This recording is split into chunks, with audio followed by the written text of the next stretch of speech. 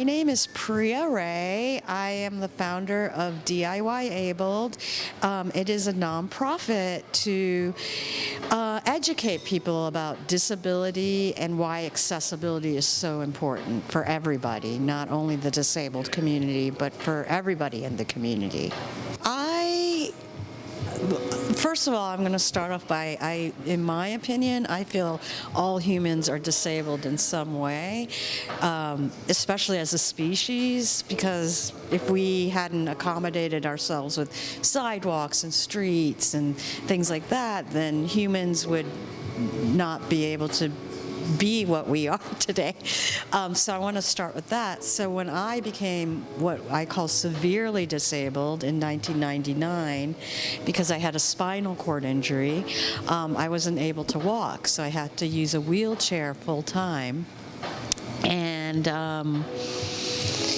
being Indian American, first generation American of Indian parents, and a woman, I noticed some marginalization, but it never kept me from being able to do what I wanted to do.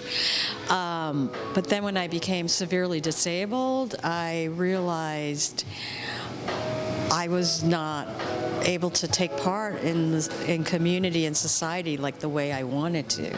So I also feel that I needed to experience living as a disabled person before I started speaking out about it.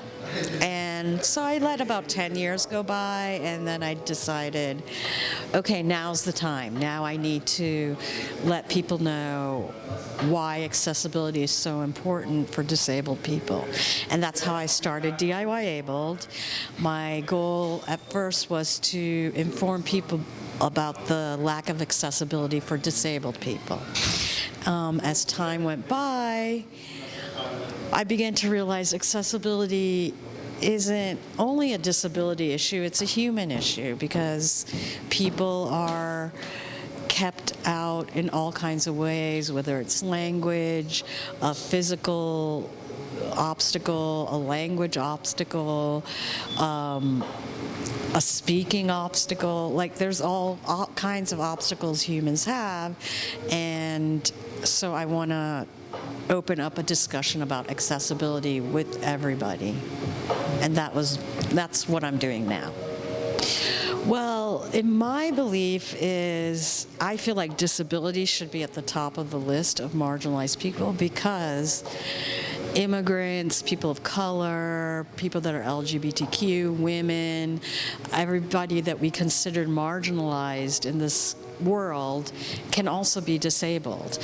So while disability can affect all those other marginalized groups, all disabled people are not necessarily part of the other marginalized groups. So that's the first thing.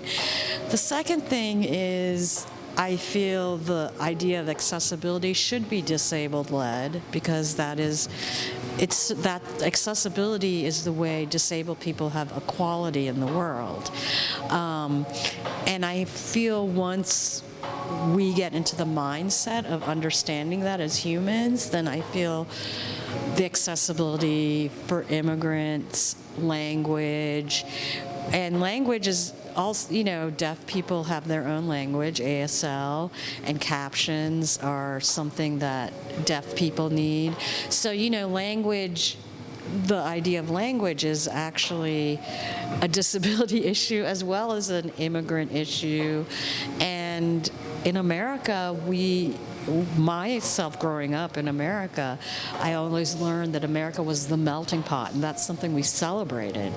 But it seems lately that's something where no one's talking about that anymore, and everybody's trying to separate themselves from the idea of being united in a country where we are accepting everybody from different countries, different lifestyles, different cultures, and America's culture is that. It's a combination of all these cultures together. So for some reason, I feel like we've lost that in this time. So yeah, so that's I don't know. I've lost my train of thought.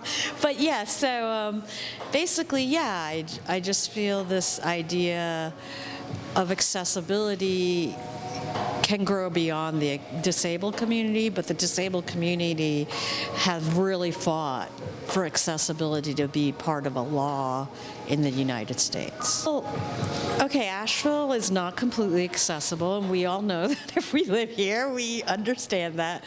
But the one thing I do like about Asheville is there are resources available that you can use to increase your accessibility. There are people in Asheville that want to work towards that as well. So that is the one thing we actually do have going for us. But we can't really get things done unless the power of the people are behind the ideas. So putting out the ideas is great. You know, people put out something out on social media, everyone's liking it. They're like, my job is done, I liked this. But that's not all you have to do. You really have to do whatever you can. If you're disabled, you're not going to be able to show up physically, but you can make phone calls. You can, you know, go to email. So if you're a resident of Asheville, you should go. The government's giving you an opportunity to speak your voice, and you should do it. Like, if anytime the government gives you an opportunity to speak your voice, you should always, you know, take that opportunity and do it.